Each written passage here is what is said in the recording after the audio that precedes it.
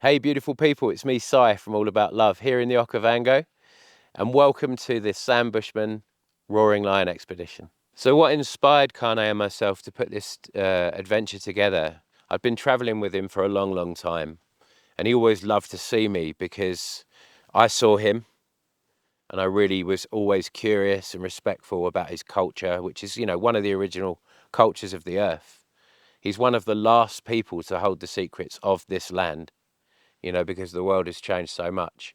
And he was getting bored and frustrated with, dealing with the super rich who are really only interested in going to see, the famous leopard that was in the documentary. And, they weren't really interested in the secrets of the San Bushmen. So whenever I'd come out and we'd walk long distance or we'd canoe the Okavango together, we'd have these incredible experiences. But because I was so keen to learn and our hearts were connected so deeply, and the amount of people that I know that would really could really do with this experience and would really honor it and really experience it to the full in their heart, I suggested to him that we start to run adventures which were all right, a step lighter than the ones that we used to do together, but that were focused. It was focused as much upon the secrets of his people as it was the animals. So, we came up with that together, and the friendship has just blossomed and deepened over, a decade now, a decade plus actually. And it's a great honor to be able to share this experience and this man, my teacher, my friend, with the right people. So, we're looking for people that are genuinely interested in earth magic, healing, ancient wisdom. They're not just coming here to spot animals, no, and chase animals around. We do that. Do you know what I mean? But this is a ceremonial safari. Safari means journey, and this is a journey of connection, not just to each other as a small intimate group on an amazing journey, but also a journey of connection to our ancestors, the original people of this earth. So it's very moving to talk about it. It's an experience that simply has to be witnessed to be fully understood. But yeah, if you're interested in healing, letting go, ceremony, ancient wisdom, conservation, adventure, then you're super welcome to apply. Yeah, so all my life really, like I've only been able to do things that I'm passionate about, and it's been a difficult roller coaster. Try building from the heart, only doing things you love. You can't do a 9 to 5 because you get unhappy. Um, and like I've always been driven ever since I was a child. I was only ever excelling at things that I was genuinely interested in, that my heart was genuinely interested in. And so to what it means, like the depths of what it means for me to be able to pick, choose, engage with on a heart level, you beautiful, special people every single time, and to be able to clearly communicate in advance what we're about to experience. But until you get here, you can't understand, you can empathize with it, you can kind of get your head around it, but you have to come here. So like for me to be able to share this sacred relationship with Kane, that I hold so dear in my heart, and he does in his, with people who are genuinely interested for the right reasons in coming out, it breaks me in two, to see people come out with their expectations and, you know, in many cases being connected, let's say, more to the ancient wisdom. They maybe don't know a huge amount about the wildlife or whatever, or tracking and avoiding wild animals on foot, and all of this magical stuff that we do, and to see them learn and to see them engage and see them spotting and tuning in and sitting down quietly on the ceremonies that we have, like while we're here, like, yeah, to witness people, like, having a quiet moment, crying their eyes out. letting go of something very deep. So that's a really beautiful gift to be able to share, you know. And once you've been on this trip, like, it's only people that have been on the trip that really understand what it is. You know, you can see the brochure, you can look at the little videos, and you can see the pictures, and it will hit you on one level. But when you come out here and you smell the earth after rain, see the termites swarming, you know, vast herds of wildebeest, elephants, giraffes, looking at the birds of prey and the storks and the pelicans and the cicadas at night, and lions roaring around the camp, and, you know, hyenas walking through, lions walking through, leopards were soaring last night outside, you know, calling to leopards. Ooh, ooh, ooh, you know. To be able to share that with people, it's like priceless, mate. It's why I'm alive, you know,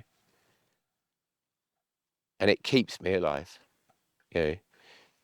I've got a saying, it's mine, which is, I love this place so much, I miss it when I'm here, you know. So, yeah, you have to be genuinely interested. You have to be really feeling it. It's an off the fence job, you know. It's not. I had a guy ring me up a while back and was like, well, sell it to me. And I was like, sorry, bruv. You know, no, that's not the way it goes. There's plenty of other people you can work with. You know, I had a big travel company. I had the full page adverts in the Sunday Times. I had the TV series and all that stuff, and it was all great.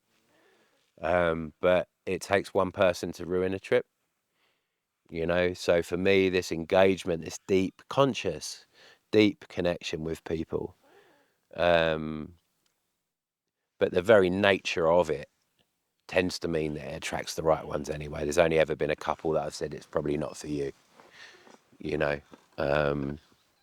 You either get it or you don't. You're either called or you're not, you know. So yeah. So I met my brother, my teacher, Kane Motswana, about 14, 15 years ago. And we started an epic friendship, an epic journey of discovery, um, in the Okavango, in the Kalahari. We've shared so many incredible adventures. We've had the maddest and most exhilarating times together. And where things really clicked for me was on, I think, on our first walk. He took me to the tree that he was born under. He'd never shown another tourist that, and we had to look for hours because they, you know, they used to be semi-nomadic hunter-gatherers. That's how he grew up. So, you know, and then they settled, and then they were moved out of their settlements into the modern world. So it took him a while to find the tree, and we'd walked and walked and walked for, like, I don't know, 30 kilometers into the region, and then he saw it. He pushed me away. He ran to the tree. He threw himself down on the earth, and he cried like this big warrior, you know, this strong man, cried into the earth for like half an hour in front of me. Completely changed my life in that moment.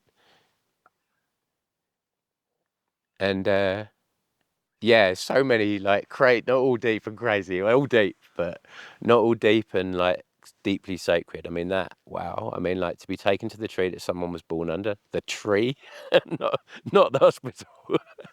You know, he cried in honor of the earth, in honor of the tree that protected him, that his mother could go up if she needed to with him, or in labor because of predators, and in honor of his mother, you know. So that changed my life. It changed my life in an instant. I knew then that the friendship was formed. He already knew that because he wouldn't have taken me there.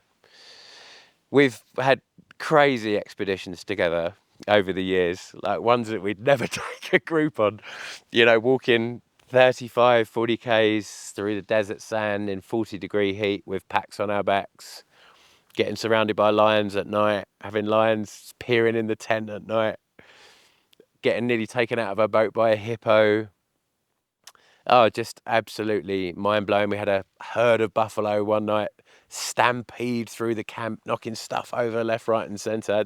You know, very, very critical scenario. You know, you're about to die, basically. If one of those hits you, they were being chased by about 25 hyenas. The hyenas caught a baby, a young one, like in the water, and then the buffalo came back across the water and had a huge fight with the hyena, saved the baby, went across. We're just sitting there having dinner, you know. So these experiences that we've formed over the years have like really like solidified, you know, you had to be there. So I have an immense amount of appreciation for him because of who he is. Doesn't he, you know, he is a warrior, but he also has a child's heart. He holds so many secrets that normal tourists will just never, ever hear. He speaks to the ancestors every day. He dreams and is shown visions in the dreams, and I've seen those visions come true, you know, where he'll talk about a particular type, a herd of elephant. One's got a tusk going the other way, and there's this piece of landscape, and then, you know, 2 days later, bam, there we are. So he's a remarkable human being. I'd say he's supernatural, but actually he's not. He's just natural.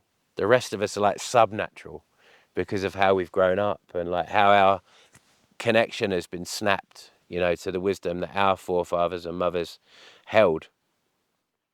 So he's a natural human being, but it appears supernatural to us, you know.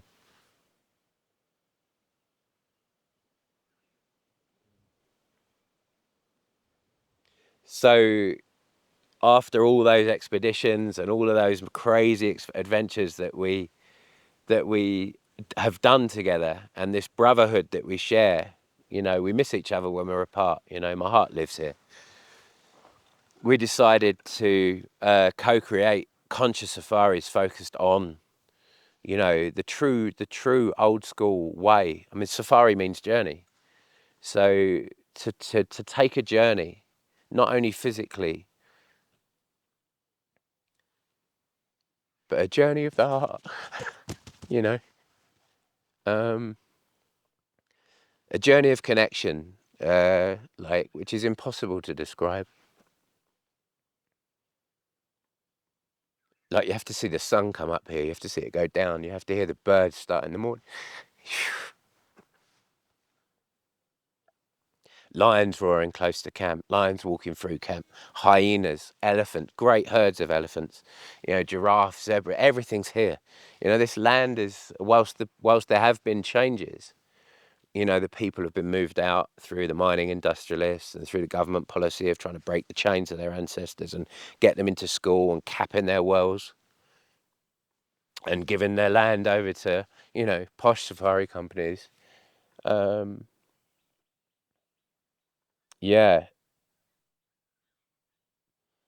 So we wanted to co-create a journey that was in honor of the San Bushmen, that was genuinely interested in the secrets that they share, the secrets that they hold. And over the years of friendship that we've had and all the expeditions that we've done together and the nature of the people that come, he opens the doors. He shows the secrets.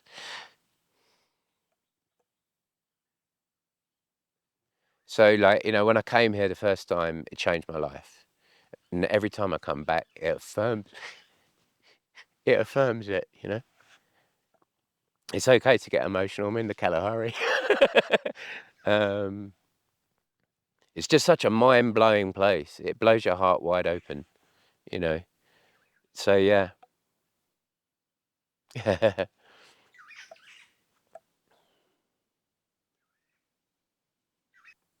So as I said, you know, safari, I think it's an old Swahili term. It means journey.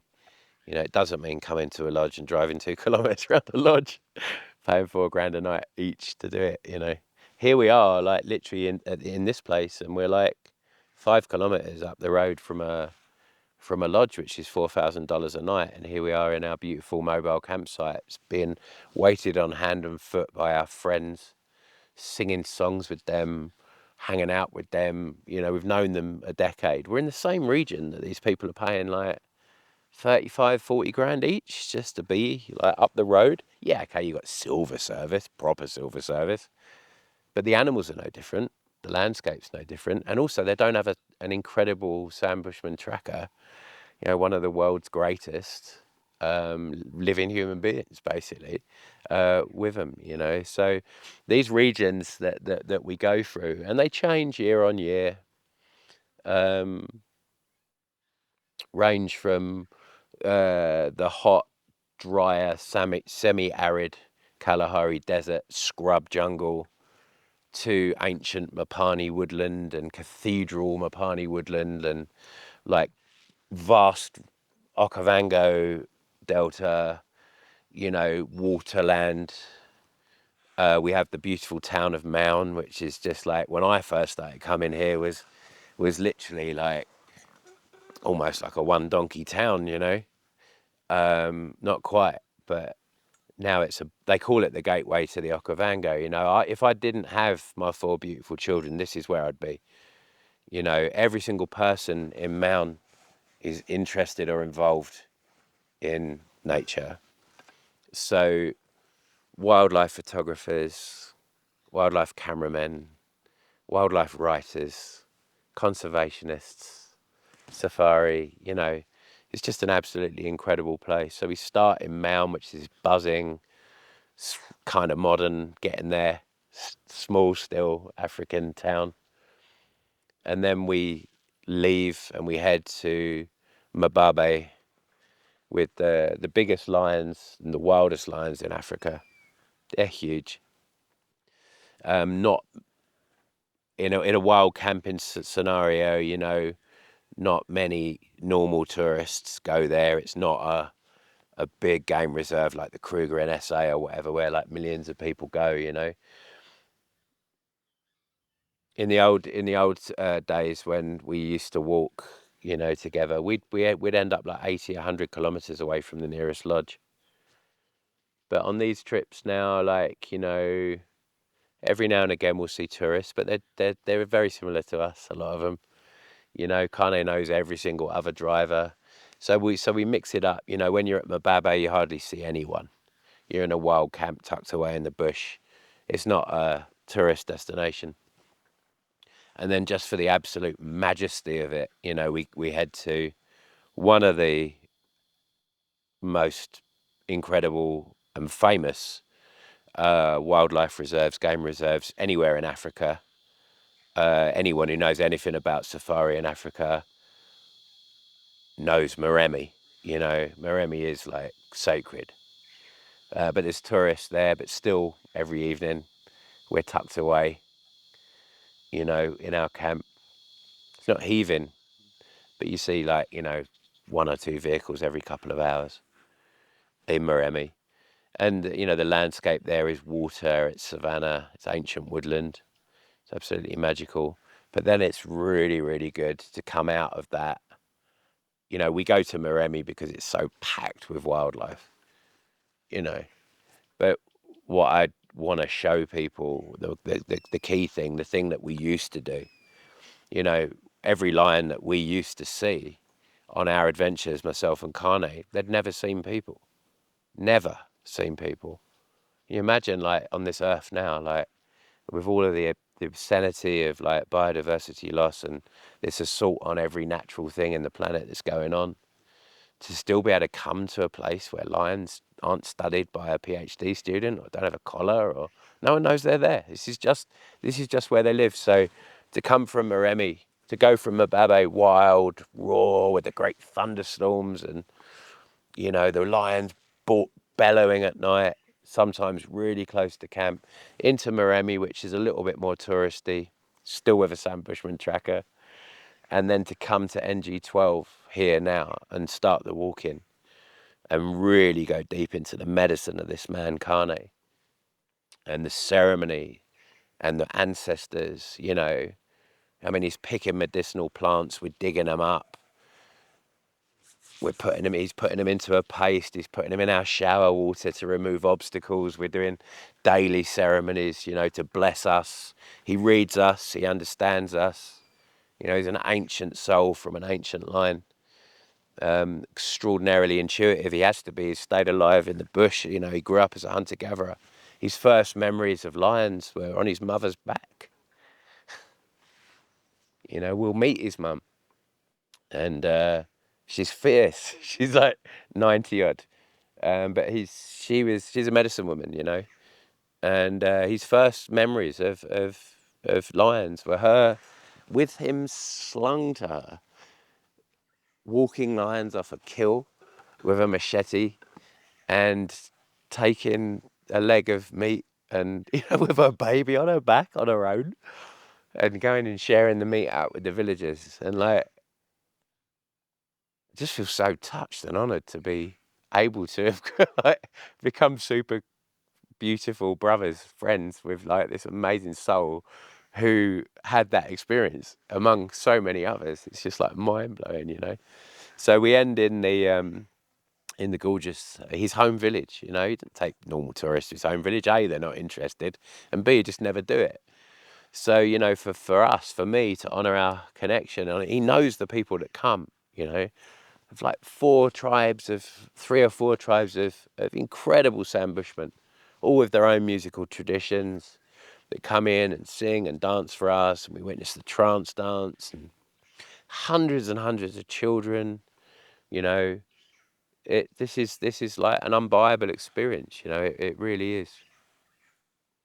Yeah. So many different regions, many different experiences, hardcore driving, tracking animals, transit stages, long journeys to get to get to other camps, peaceful Makoro journeys, the old dugout canoes, fast transit stages on the Okavango itself, which herds of elephants, absolutely incredible.